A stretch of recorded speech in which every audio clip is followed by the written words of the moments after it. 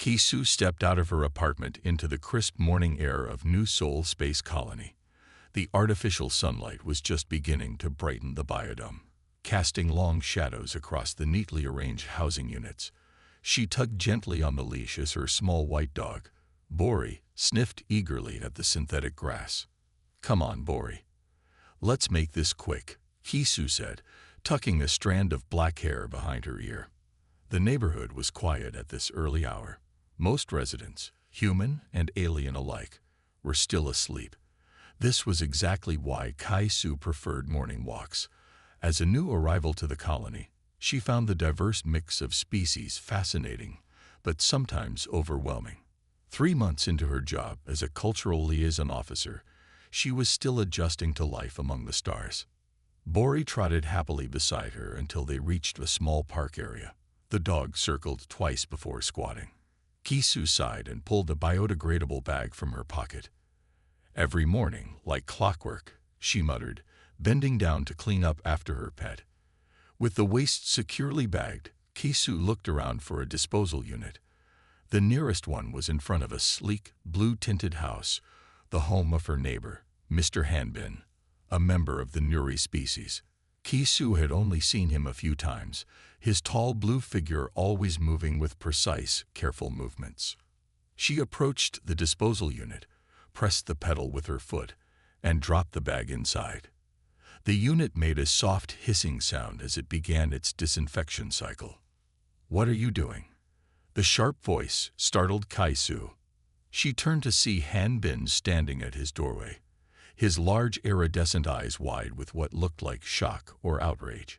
His blue skin seemed to darken around his neck. What Kisu would later learn was the Nuri equivalent of a flush. "Good morning, Mr. Hanbin. I was just disposing of my dog's waste," Kisu explained with a polite bow. "In my personal unit." Hanbin's voice rose. His translator device gave his words a metallic edge. "Do you have any idea what you've done?" Kai-Su blinked in confusion. "I'm sorry, is there a problem?" "I made sure it was properly bagged." "Properly bagged." Hanbin's thin fingers trembled as he pointed at the disposal unit. "That unit is calibrated for Nuri biological waste only. Your animal's excrement contains compounds that are highly offensive, even dangerous, to my kind." "I had no idea," Kisu said, genuinely surprised. "I can remove it if—" "It's too late.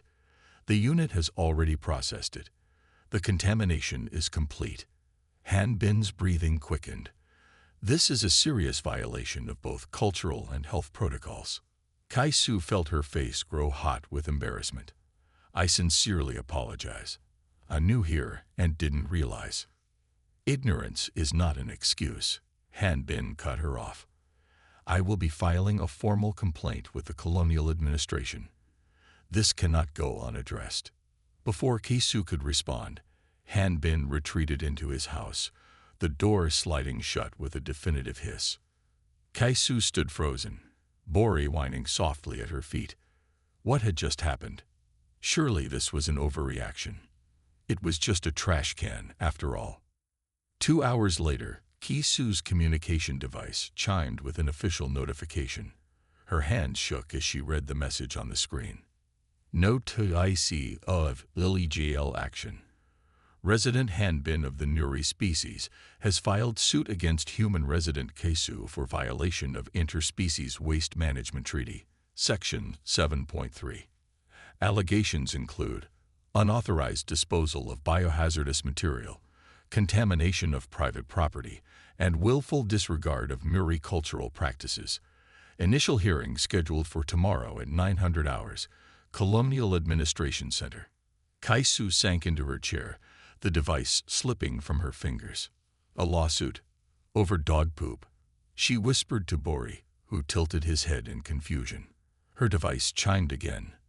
This time, it was a news alert. Tensions rise in mixed colony.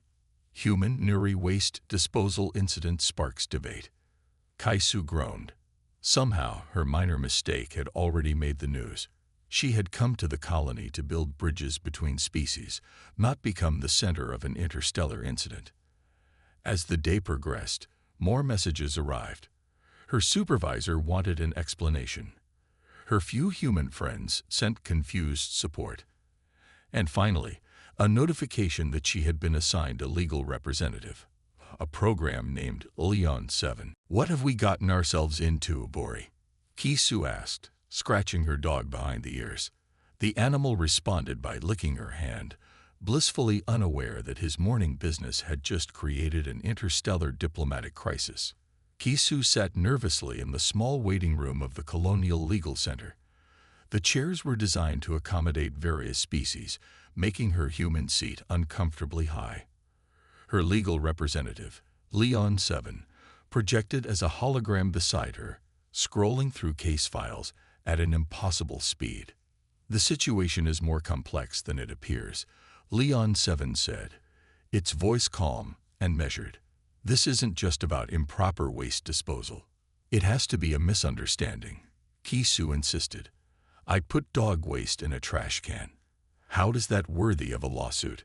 The hologram flickered slightly. "To the Nuri, waste management is tied to religious practice. Their bodies react badly to certain compounds found in earth mammal waste. Your neighbor Hanbin has cited 17 violations of the Interspecies Harmony Act." Kaisu's eyes widened. 17. That's absurd. A door slid open and a human woman entered. She wore the formal blue uniform of the colonial administration. "I'm Jai-Yun," she said, offering Kaisu a small bow. "I work in the Diplomatic Relations Office. May I speak with you privately?" Leon 7 dimmed its projection. "I'll prepare our defense strategy. The hearing begins in 30 minutes. Once alone, Jai-Yun leaned forward. "This incident is creating waves, Kisu. The Nuri ambassador has expressed concern. Over dog poop." Kisu couldn't keep the frustration from her voice. "It's becoming a symbol of a larger issue," Jai-Yun explained. "Hanbin is demanding your removal from the colony as punishment." "Removal? That's extreme." Jai-Yun nodded, then pulled out a small data chip. "I did some research. This is the 11th such case this year, all against humans, all in your neighborhood." Kaisu took the chip, her brow furrowed. "That can't be coincidence." "It's not. All previous defendants settled quietly and relocated." Jai-Yun's voice dropped to a whisper, after which their properties were purchased by Stellar Development Corporation, the big Nuri company that's building the new commercial district. "Yes, and guess who sits on their board?" Kaisu felt her stomach drop. "Hanbin." Jai-Yun nodded. "Your dog waste incident is being used. The corporation needs that land, but colonial law requires mixed species housing, unless residents leave voluntarily after cultural conflicts." Kaisu stared at the data chip in her hand. "They're using cultural differences to push us out." "Exactly. Most humans won't fight over something so seemingly trivial." The door slid open again. Leon 7's hologram appeared. "It's time." The hearing room was circular, with 3 judge platforms arranged in a triangle. 1 human judge, 1 Nuri judge, and 1 AI judge designed for neutrality. Hanbin sat across the room with his legal team, 3 tall Nuri in formal clothing. He avoided Kaisu's gaze. The AI judge spoke first, its voice echoing in the chamber. "This court will hear case number 4721B, Hanbin versus Kaisu, regarding violations of the Interspecies Harmony Act." Hanbin's lawyer stood. "My client's health was endangered by the human's careless action. The disposal unit in question was clearly marked with Nuri symbols indicating its specialized nature." Kaisu frowned. There had been no such symbols, or if there were, they weren't explained in her colony orientation materials. "Furthermore," the lawyer continued, "this represents a pattern of human disregard for Nuri cultural practices. We seek removal of the offender from the colony and reassignment of her living quarters, per Section 12 of the Colony Charter." Leon 7 projected images onto the central display. "The disposal unit in question lacks any cultural designation markings. My client had no way of knowing its special status." The Nuri judge interrupted. Ignorance of cultural protocols is not a defense. Kai-Su's heart sank. This wasn't going well. During a brief recess, Kai-Su studied the data Jai Yun had given her. 10 cases, 10 humans forced to leave, 10 properties acquired by stellar development. When the hearing resumed, Kai-Su asked to speak. She stood before the judges, feeling small but determined. "I apologize for my mistake," she began. "As a cultural liaison, I should have better understood Nuri practices." The Nuri judge nodded slightly. "However," Kai-Su continued, "I've discovered something concerning." She presented the data about the property acquisitions and the pattern of similar lawsuits. "This isn't about cultural respect. It's about real estate."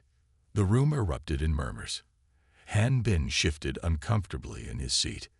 "Serious accusation," the human judge said. "Do you have proof?" Kai-Su displayed the property records showing Stellar Development's acquisitions following each lawsuit, along with Han Bin's connection to the company. The AI judge spoke. "This hearing will be extended to investigate these allegations. Both parties will remain in the colony until a resolution is reached." Outside the chamber, Kai-Su caught Han Bin's eye. For a moment, she thought she saw uncertainty there, perhaps even guilt. Then his lawyers surrounded him, and he was gone. "This isn't over," Leon Seven stated. "But you've bought yourself time." Kai-Su nodded, watching Han Bin disappear down the corridor.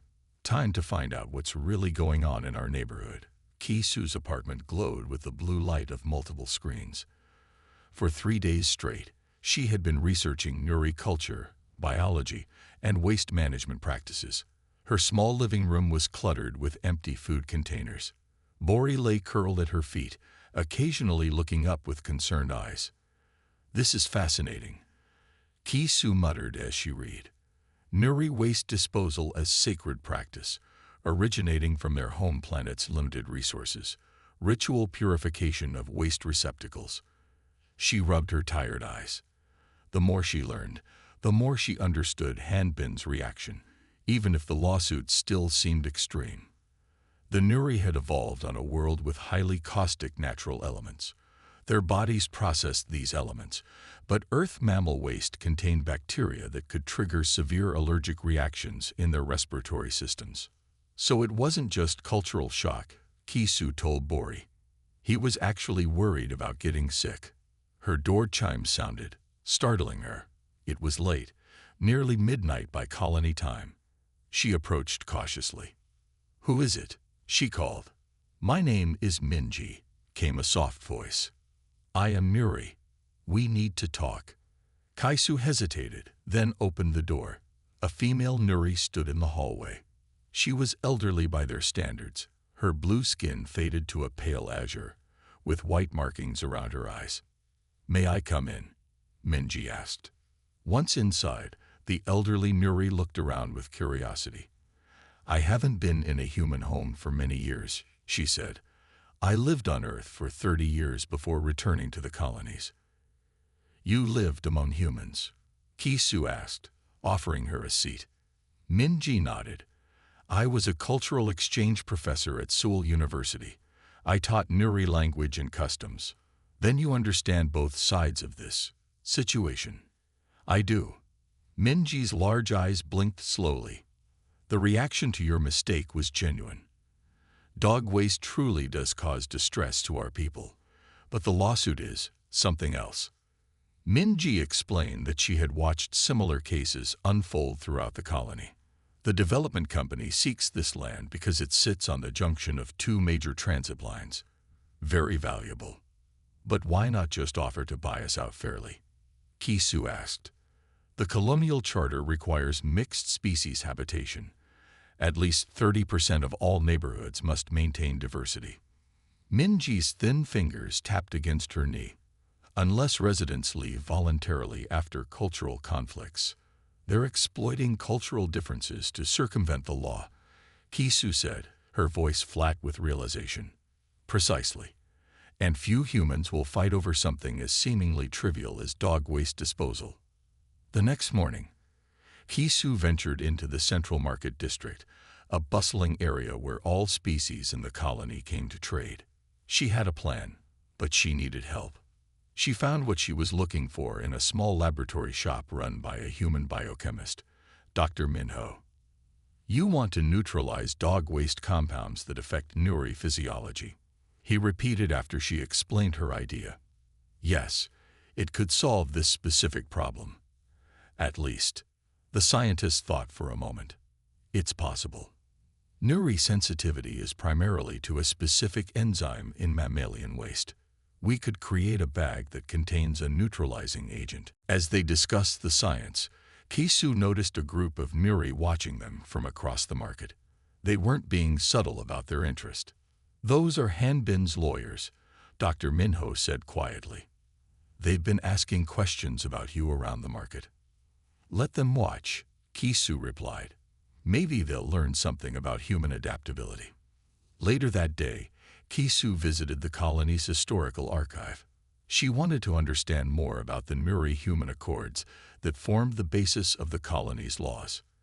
The archivist, an older human named Daejung, helped her access the original documents.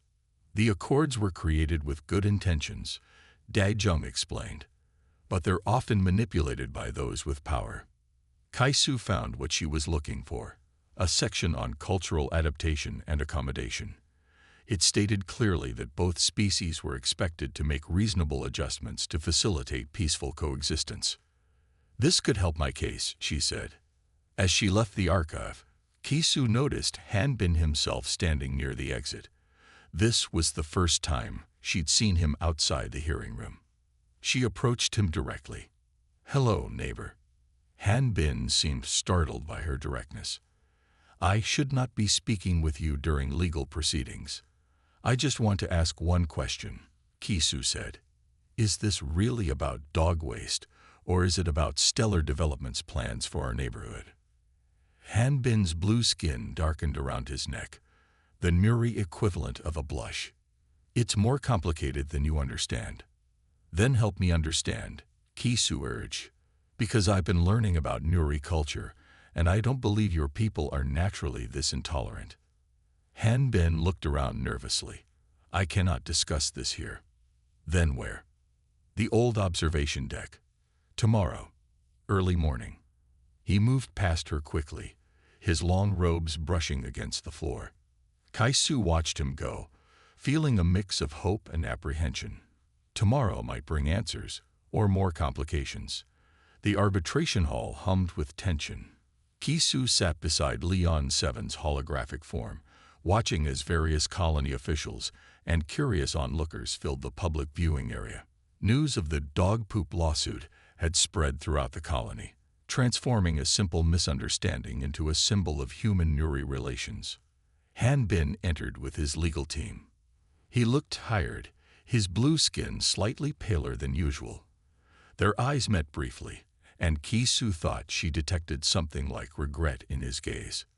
The meeting at the observation deck had never happened. Hanbin hadn't shown up.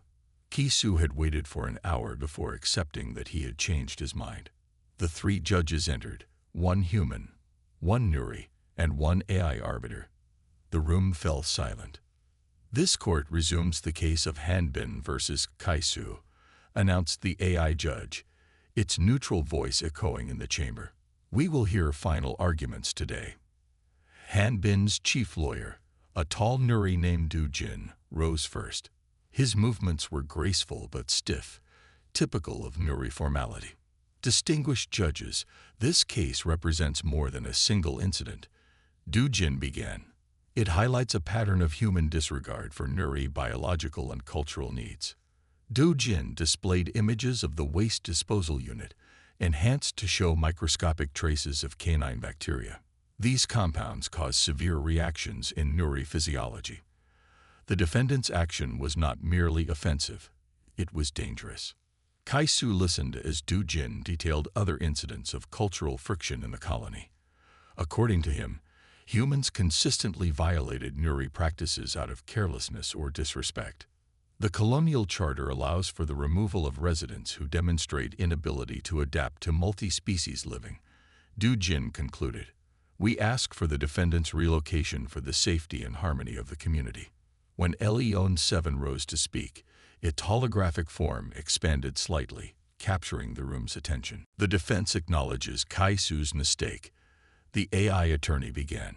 However, we present evidence that this lawsuit is motivated by financial interests rather than cultural protection. Leon 7 displayed property records showing Stellar Development's acquisitions following similar lawsuits. In each case, the human defendant was pressured to relocate. In each case, their property was purchased by Stellar Development, where plaintiff Hanbin serves as a board member. Murmurs spread through the court.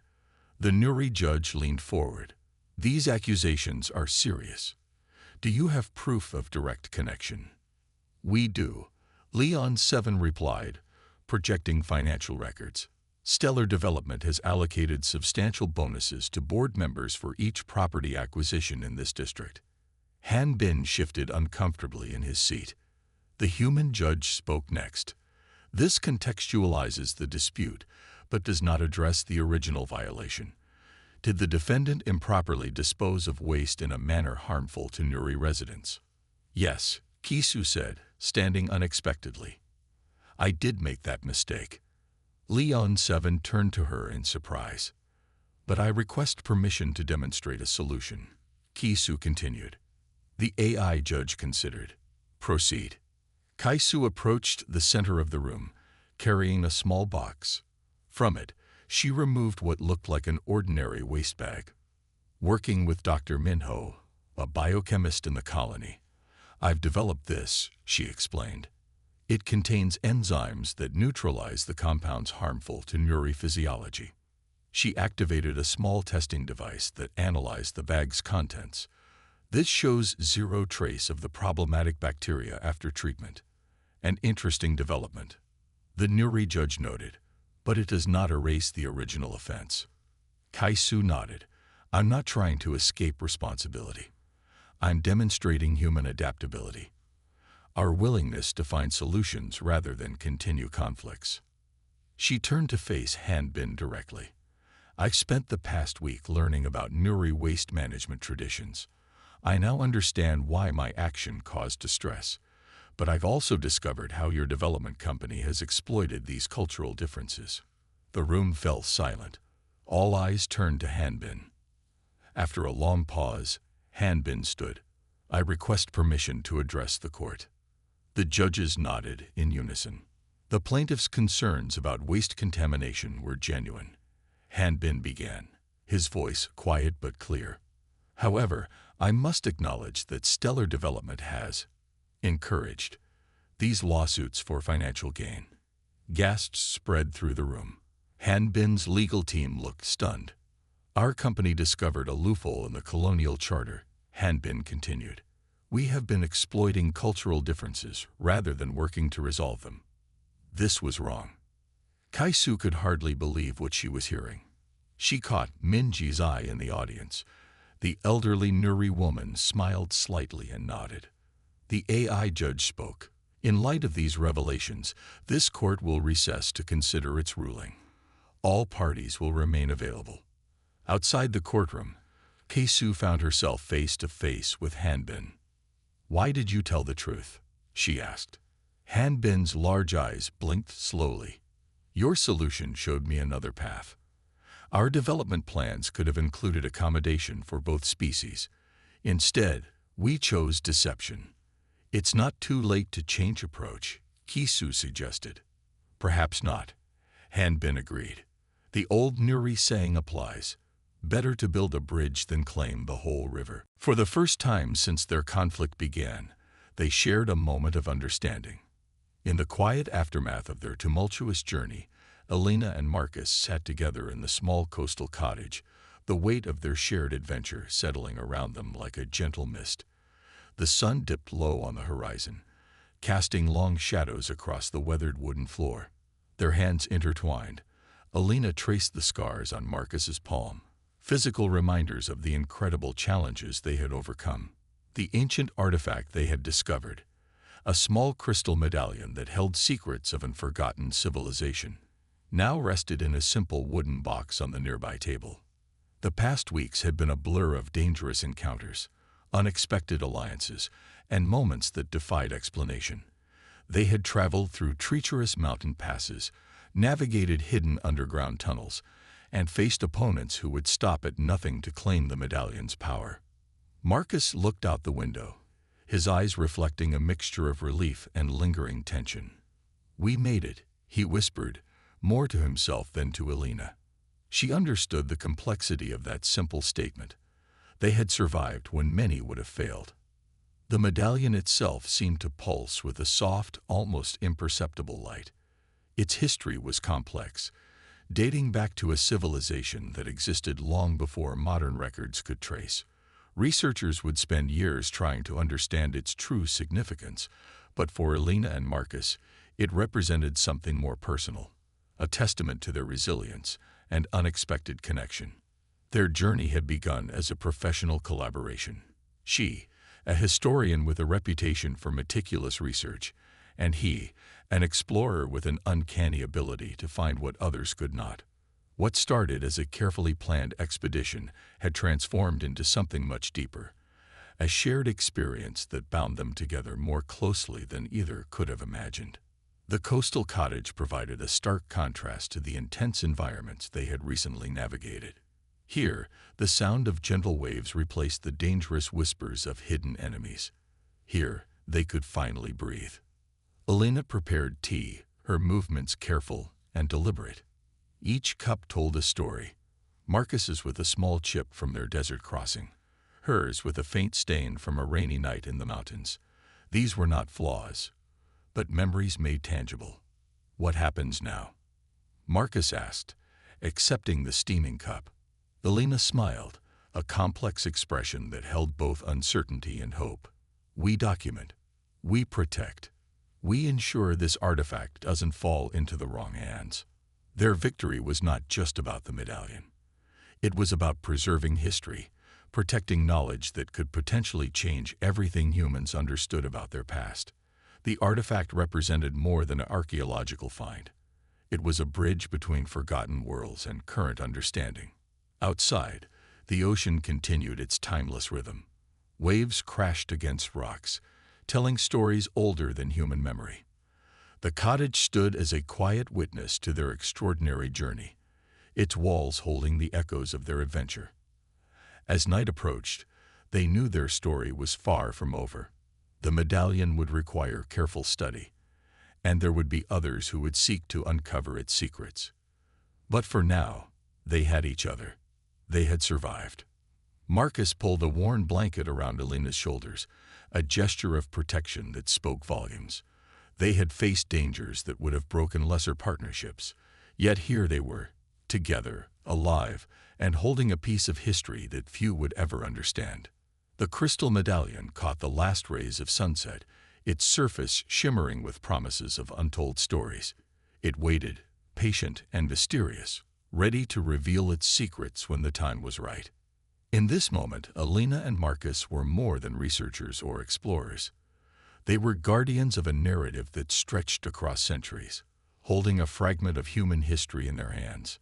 The night settled around them, calm and peaceful, a stark contrast to the chaos of their recent experiences. They had won. They had survived. And their story was just beginning.